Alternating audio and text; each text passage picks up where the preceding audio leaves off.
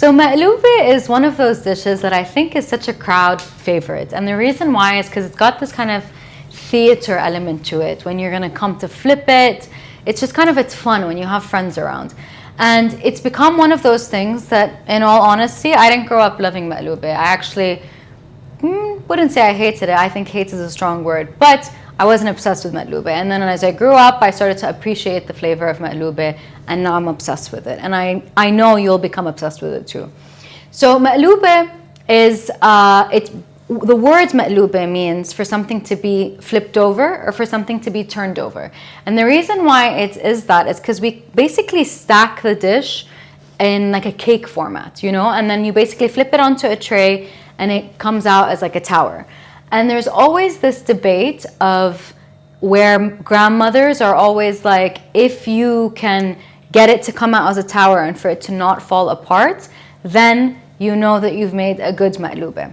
So I have to say I'm very proud, and hopefully today's is going to come out as the same way, but I'm proud of my Magloobit and it comes out as a tower and I love how it looks. And I can't wait to share the recipe with you guys today. So Magloobit isn't necessarily, I mean, msakhan is the national dish of Palestine. I would say Magloobit is probably the close second. And the beauty of Magloobit is that it's such a versatile dish. The base of Magloobit is basically you have a protein, you have a vegetable, and you have the rice. And these are the three main components of a Magloobit. And you can play with it. You can have chicken, you can have beef, you can have lamb, you can have different vegetables. And in Palestine, because we also work with the seasonality of food, we like to use the vegetables that are in season. So let's say in the winter, we would do cauliflower Magloobit because cauliflower is in season. Eggplant Magloobit comes in the fall. In the springtime, because we actually have the fava beans or fool, we make Magloobit fool. Some people like to make Magloobit with potatoes. You can really honestly play with it, but as long as you have your protein, your vegetable, and your rice, you're good to go. Some people have attempted to make a vegetarian version. I like to stick to what the authentic and traditional recipe is. So I'm going to be teaching you guys one of my favorite Magloobit today, which is Magloobit Betinjan and lahme, which basically translates into eggplant Magloobit with beef. I'm working with beef today because I like the way that the beef kind of works, like it adds the flavor to the recipe, it adds the flavor to the dish. You can work with bone-in meat. You can also work with lamb, with chicken, with whatever you want. I'm going to be teaching you guys the version today with the beef. And I've cubed up some tenderloin. So I actually asked my butcher to give me some tenderloin. I know tenderloin might be a slightly more expensive cut, more premium cut, but what I love is I love the cleanliness of this meat. You want to have a meat that will create such a tender experience and a tender kind of flavor throughout the dish. And so I always get my tenderloins, I actually get them as steaks so that I can cut them myself, and always make sure when you're cutting your meat to cut against the grain. If you cut with the grain, it's going to become chewy, it's going to ruin the texture of your meat, and you're just not going to enjoy it. So always remember, when you have your meat, just flatten it out. When you see the grain, just make sure you're going against the grain and not with it. And that is one tip that I will give you about your meat. So I've cut up my meat. I've let it kind of come to room temperature. Always try to work with your meat at room temperature. If you bring it out from the fridge, put it in, it will kind of create a shock to the meat. So it might also like tighten up and you won't get the tenderness that you want. So in general, I would recommend to keep your meat at room temperature. We're going to be working on the stock, and genuinely, majority of my dishes or the majority of the recipes that we have in Palestine start with the stock, and the stock is basically the base of all of your flavor, and we want to create that base and that flavor with this dish. So I've got my beef here. I'm going to be adding it to the pot, but I'm going to be adding, so I've got roughly chopped onions, red onions, and I've got minced garlic as well. And I'm going to be adding that to the pot. We've got some olive oil, and then we've got our spices, our powdered spices and our whole spices. The powdered spices are the top 5 that I'm always recommending in literally every dish that I make, except with fish. Fish, I do play a little bit with the spices, and there are different spices that work better with fish. But with this one, I've got my allspice powder, which is the allspice berry. We've got cinnamon powder, we've got nutmeg, we've got black pepper, and we've got the fine sea salt. So top 5, remember those. I'll try to create an acronym for the 5 of them so we can always remember them. but these are my top 5 spices that I genuinely use in all of my dishes. So I've got that. And then I've also got, of course, my bay leaves for the stock. I've got a cinnamon stick to also kind of just emphasize that flavor of the cinnamon. And then we've also got the dried cardamom pods, because the cardamom also adds that earthy flavor that you need to the dish. And then, of course, we need our liquid element to create the stock. So I've got about 3 cups of warm or boiling water here to add to the dish. So we're just going to kind of put it all together.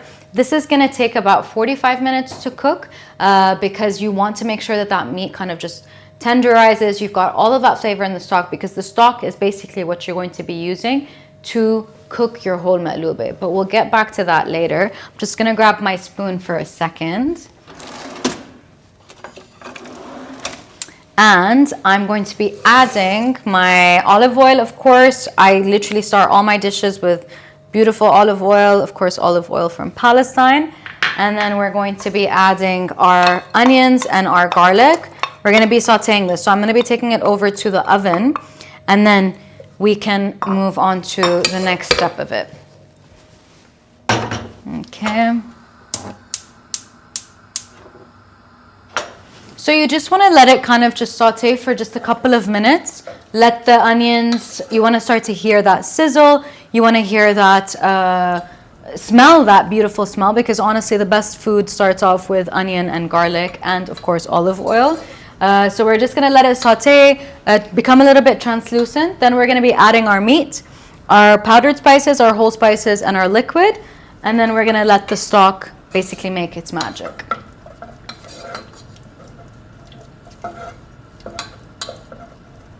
And magloobit is one of those things that I feel is such a hearty dish, and it's something that you can make in advance and it can last for a while. So this portion is probably, it makes for enough about 4 people, maybe 3 to 4 people, closer to 4. And I know that our dishes, I mean, this is the minimum that I can cook for. I really can't cook for less than 4, but you'll be able to have leftovers. Nothing will happen to it. You can actually even freeze it with the rice, with everything, put it in the freezer, bring it down and heat it up. Nothing will happen to it. So it's a really good meal prepping dish because it makes a large quantity for you. And also if you're having friends over, it's a beautiful dish to share with your friends and to kind of like show off your flipping skills, because it's always just kind of like a crowd pleaser. Whenever I do magloobit at my sufras, I always find that people are always kind of just like clapping their hands or like banging the table in anticipation for the magloobit flip. And so I love seeing that, and I love the reactions that I get from people, and I'm sure you guys are going to get the same when you make your own magloobit. So we're starting to smell the beautiful smell of the garlic and the onions, and that is my favorite part in the dish. So we're going to let that just kind of cook for just less than a minute, lower the heat a little bit. And then I want to basically put the meat in. We want to let the meat turn white, get a bit of color to it. Add the spices, add the liquids, and then let's make the stock do its magic. Okay, so I think we're at that point. We're going to add the meat to the pot. And of course I have it in my beautiful Khalili ceramic, or ceramics from Hebron, which are beautiful Palestinian plates that are hand painted. So the meat is just getting its color a little bit. You just want it to go white. And then we're going to be adding the spices and the rest of the stuff. And then we can move on to the next step. So I'll just let this cook for like a minute maybe. Show you guys the process of how to build your stock. And we're going to leave it for 45 minutes on medium to low heat, depending on how your oven is. So if you've got an electric oven, you've got a gas oven, all of that kind of creates a variation to the way that your food is cooked. So you don't want it to be on a super high heat, just kind of like on a slightly higher simmer, basically.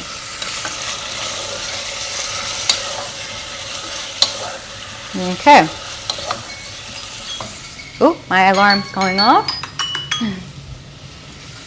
All right, so the meat is more or less there. We're gonna add our spices. Doesn't matter whatever step you go in. So I'm gonna add my whole spices, gonna add my powdered spices, and then I'm just gonna do a bit of a mix, and then I'll add the liquids.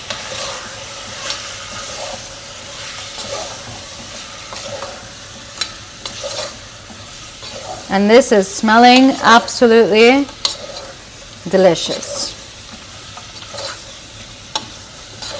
Okay, that's perfect. So we'll go in with our liquid and then we'll talk about the next step.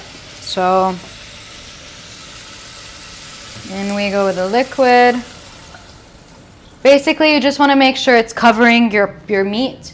Make sure you have enough. I had about 3 cups of water, and this is about half a cup of meat, but don't worry, you're going to get all your ingredients and all your measurements in the recipe, so you'll get everything, and I promise you I give the measurements exactly the way that I use it. So we're just going to leave this to cook. I'll bring my cover to put it on top, and we'll leave it for about 15 minutes. Sorry, not 15 minutes. We're going to leave it for about 45 minutes. Let it kind of just like absorb all of those flavors, and then after the 45 minutes we are going to talk about the next steps. What you can also do if you want to kind of speed up your process is, while your meat is cooking, we can start working on our vegetables. So if you are kind of in more of a rush, you want to get things ready, then utilize that time of the 45 minutes that your meat is kind of cooking to be able to work on your vegetables. So the next step after this is going to be our vegetable, and we'll be talking about that. So while the meat is cooking on the stove, it's a good opportunity to work with your vegetable. I've got my eggplant, because we're doing the eggplant Magloobit today, and I've cut the eggplants into thick discs. So these are going to basically, the reason why we cut it into thick discs is because the skin kind of crisps up when you're frying it, and then the actual meat, because it is a meaty vegetable, kind of like flakes away. So you want to make sure that it holds its shape when you're cooking it. Of course, nowadays everyone tries to do air frying or baking, but honestly I would recommend that you stick to the most authentic and traditional way by frying your vegetable. So I've got some canola oil on the stove that is being heated up. You can use any other type of neutral oil. You can use sunflower oil, corn oil, whatever you want. I like to use canola because I feel like it's got the best like neutral taste. So you just need to heat that up. But before you start frying your vegetable, what you want to do is, with eggplant specifically, because it is a meaty vegetable, it has a lot of moisture as well, and you want to basically remove some of that moisture. So what I like to do is, I like to put my eggplants into a sieve, and I put some salt on it. What the salt does is it basically removes some of that moisture out of the vegetable before you start to fry. So I'm going to put some of my salt on top of here, and I'm going to mix it through, make sure it's on all of the pieces of eggplant. And then what you're going to do is you're going to let this sit for like maybe 10 minutes. And you can put it on top of a bowl, you can put it on top of the sink, whatever works best for you. And you're just going to basically just shuffle it around, make sure it's covered on all of them. But don't worry about the amount of salt you're putting, because you're basically going to be you're going to be pouring some water on top of it to kind of rinse off the salt. So the amount of salt doesn't really matter because it's going to come off. You leave this for 10 minutes. You basically run some water on top of it. But before you start frying, what you need to do is you need to lay out some paper towels. You need to put your eggplants on there, and then you need to put a paper towel on top of that. And you remove as much moisture as possible, because you never want to mix water with hot oil. It'll create a disaster. So you want to basically remove all of that water, make sure it's patted out, and then drop it into the fryer. And then you basically start frying your vegetables. So we're going to leave these for 10 minutes. Make sure the salt has kind of just absorbed as much moisture as possible. And then we're going to start frying, obviously pat it dry, fry it in the fryer, and we'll show you the color of what the eggplant needs to look like before you take it out of the oil. So as you can see, we've got all of the elements in front of us. So the meat that was cooking, we've got it cooked for about 45 minutes. I've put it into a sieve, and I've got the stock underneath it. I've got the beautifully golden fried eggplant. So you can see this is the color that we're looking for. And it's got that kind of like beautiful color. It's still holding its shape, and that's exactly what we want. We've got some tomato slices because I'm going to be putting that at the bottom of the pot. So we're kind of now in the stage of layering our magloobit.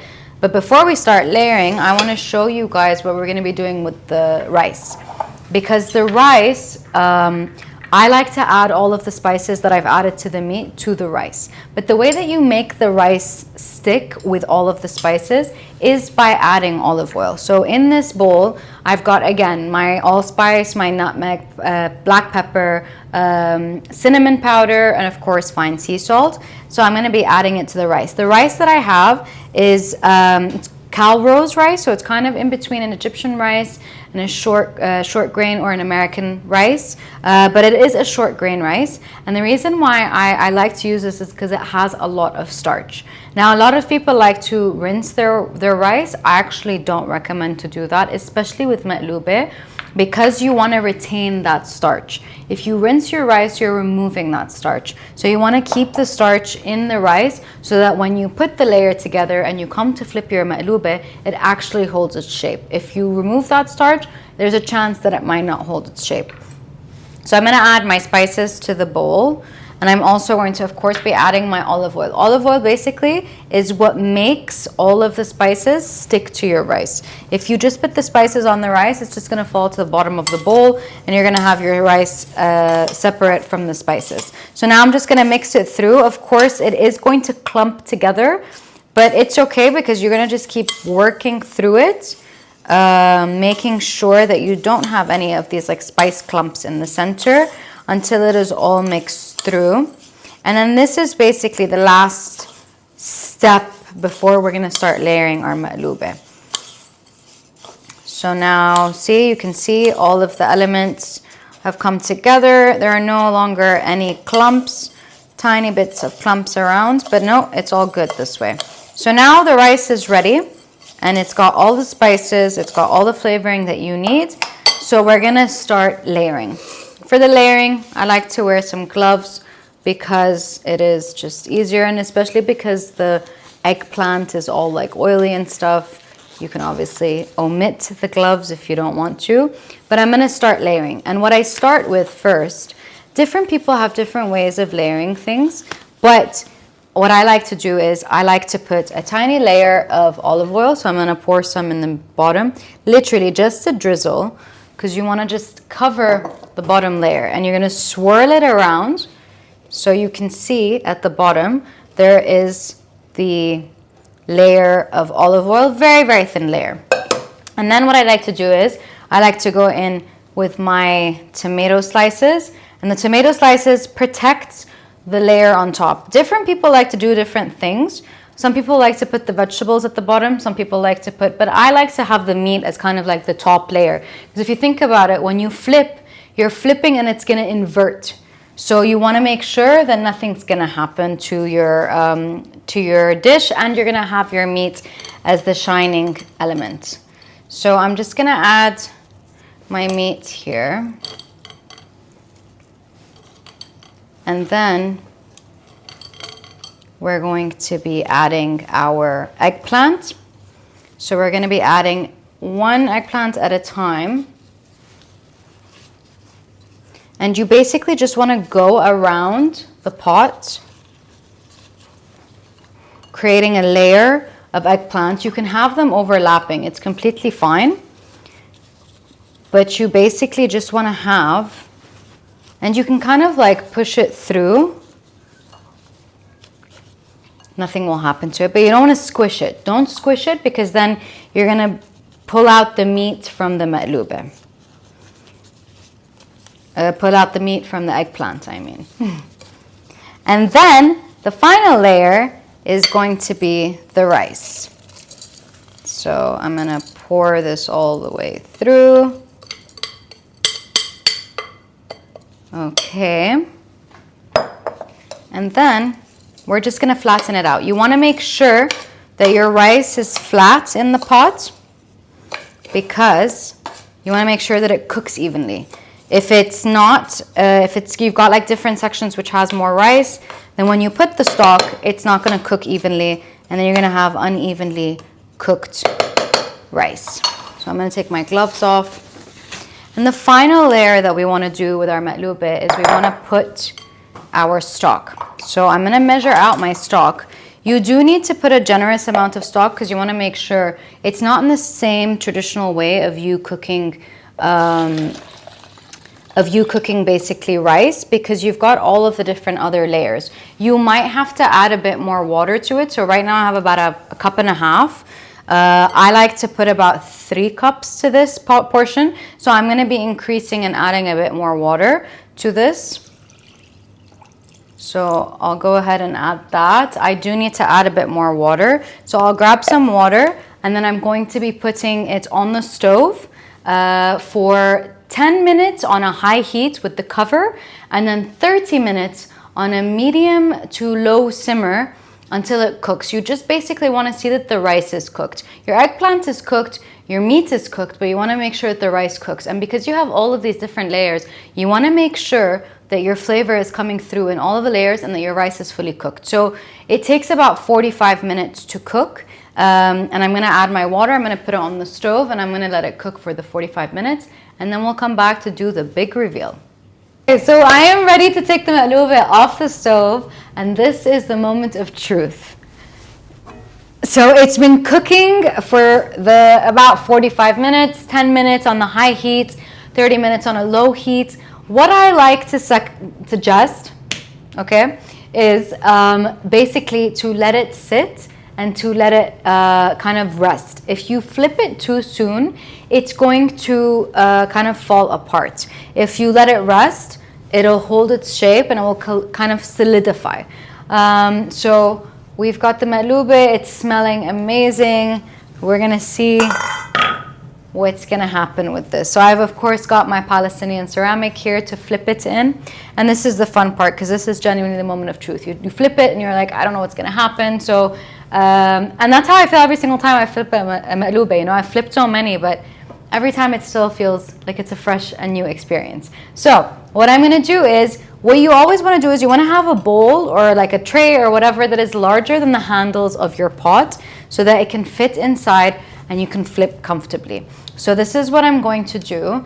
My pot is still hot, so I'm going to do this, and I'm going to now hold it upside down like this, and I'm about to flip my pot. So 1, 2, 3.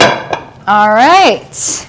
And what you need to do is you need to just smack the base just to kind of release anything that is stuck at the bottom or anything that could be stuck at the bottom. So let's put our hands together. Let's hope this is gonna work. It's the moment of truth. And when you want to reveal it, you want to pull it up a little slowly. If you pull up too quickly, it might release the shape of the magloobit. So I'm gonna pull up real slow. And it looks like it's holding its shape. Ta-da! It is ready, and the tomatoes are there. It's holding its shape. It's amazing. This is exactly what a magloobit should look like. Yeah, it's got the meat on the top. It's got like that slightly caramelized tomatoes on the top. You can see the eggplant kind of going around. It's still holding its shape even when I'm moving it. So I'm taking a bit of a risk by moving it. And then you've got the beautiful spiced rice. And of course, the final layer is the fried pine nuts and the fried almonds. So I fried these up. They're beautifully golden, and they are the perfect accompaniment to the magloobit. And of course, you're always going to pair it with some salted yogurt, because you can never have magloobit without yogurt. The yogurt gives that kind of natural freshness that you would need, because this is a bit of like a heavy flavor to kind of have and to consume. So the yogurt kind of balances that out. And this is the magloobit. This is the showstopper. This is the probably the most exciting dish in terms of plating for people, and I'm super happy that it came out the way that it did. I can't wait to dig into this. I am so hungry right now. If only you could smell what I'm smelling. But I hope that you enjoy my version of Magloobit as much as I do. I have loved showing you this recipe, and I hope that I get to see all of yours very soon.